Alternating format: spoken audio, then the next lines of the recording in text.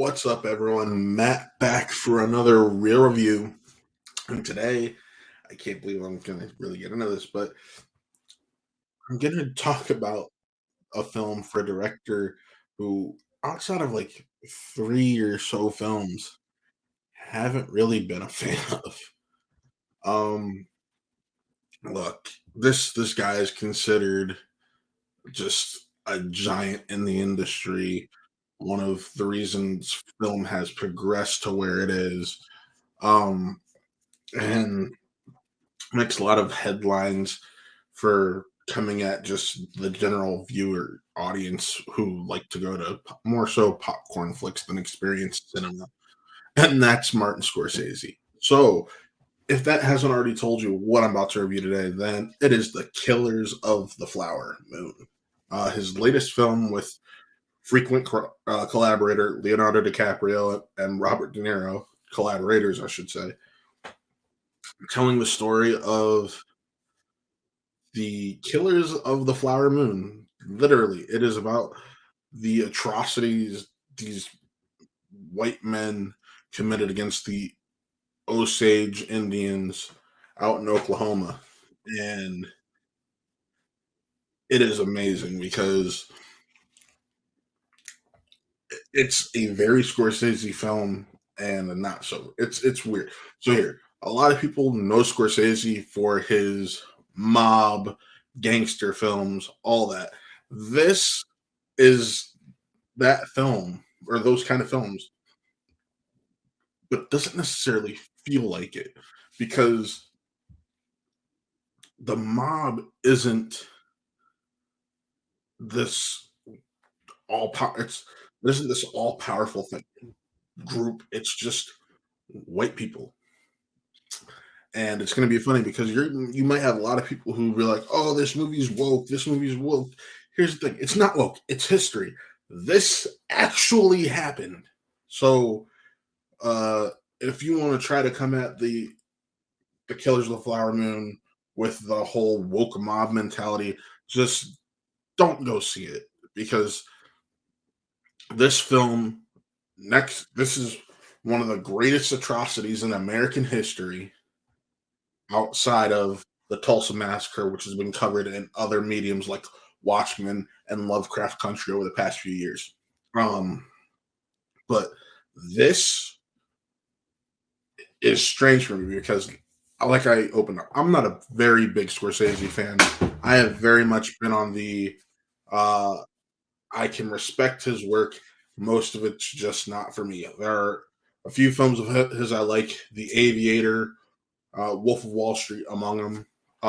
But anytime I've watched his films, I'm kind of bored.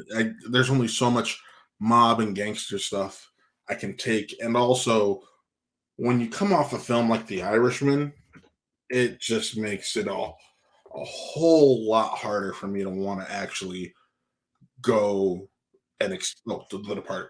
Yeah, The Departed is the third film, but as I said, it makes it so hard for me to want to go in and experience these films because I just haven't cared for a lot of them. And it just feels like he's telling a new story or the same story in a new way, and that's what makes it hard.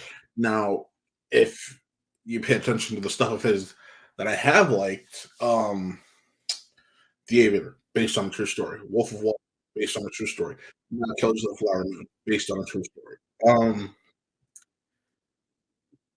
I have really dug this film. Leonardo DiCaprio uh, might as well get nominated for another Oscar. He's fantastic. Robert De Niro will most likely get nominated for another Oscar for this. He's fantastic. And the female lead, Lily Gladstone, is just phenomenal. Especially when you consider everything her character has to go through. I'm trying to talk around specifics of this plot because while it is history, not a lot of people know what this is. So therefore, they don't know the details. And I know normally in my reviews I say when it's something historical, I have no issue spoiling it. This is something I feel like people need to see. So I'm not gonna spoil because this is some unknown piece of history to most American culture. Um, but there's a lot that these men do to the Osage people for money and for land, and it takes a plea from one of them to just to of all people, the president of the United States at the time, for something to actually get done about this. So, um, if you're looking for a interesting gangster-esque film that's not really a mob gangster film with stellar performances, this is the movie for you.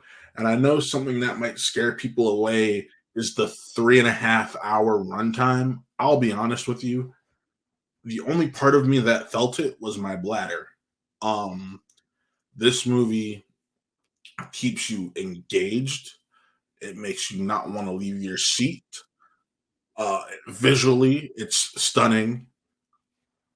Just the performances that are captured are stunning, and you're just stuck there, glued. As much as you may have to use the bathroom or whatnot, you don't want to get up and you don't want to miss a thing. And I thought that was something really important when it came to making this film be as successful as it is, because there are very few movies where that are 3 hours plus where you don't feel the runtime. Some people argue uh Avengers Endgame, you don't feel a 3 hour runtime. The Batman's 2 minutes shy of 3 hour runtimes. Some people say they feel it, some don't. Everybody I know says they felt the Irishman's 3.5 hour runtime. So when you have another 3.5 hour film from Martin Scorsese, you get worried because you just have that last film in the back of your mind. And I can say, just go ahead and push that out because this is interesting. This is educational. It's a nice reflection and a timely release about American culture. eh, And honestly, I don't have a bad thing to say about this movie. I will watch it again. However, what some people need to remember is that this film, not only is it going to be releasing theatrically on October 20th, um, it is also going to be releasing on Apple TV. Apple signaling that it's probably going to come out around Christmas for its in Apple TV release, which honestly, that's fine with me. I feel like they are making uh, a worth it, a worthy and big investment in screen and cinema, and I think that's important because if you're not doing that, soon we're not going to have cinemas to go to. So good on Apple TV for pushing it out like 2 months. Uh, so Killers of the Flower Moon, are you going to see it? Oh, my score. If I'm giving this perfect film, it's 5 out of 5. I don't give those out a lot. I feel like I've given it out. I think this is my third time this year, third or fourth time this year. And honestly, the last few years of cinema have been some of the most interesting and some of my favorites. So glad that we got a movie like this coming out now. Uh, As always, be sure to check out everything else we got going on Watt Real Entertainment, whether that be Watt Gaming, which is on our Twitch. That's twitch.tv/ Watt Real, and like spelled up there in the top corner.